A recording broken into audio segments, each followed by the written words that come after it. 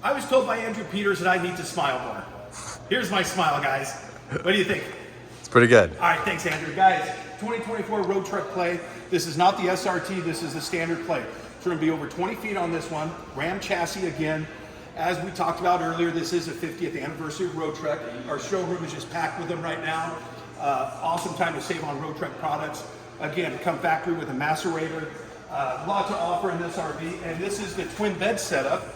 And you'll see as we get inside, here is our wet bath right here. Lots of room inside there. We all know what the Ram chassis looks like. And coming back here, our big refrigerator freezer. And here's the twin bed setup. But look at this, guys. Look at all that. So much storage. You see that? See that? TV in the back as well. And I'm a pretty good sized guy as well. Andrew's tall, much taller than me, being 6'2".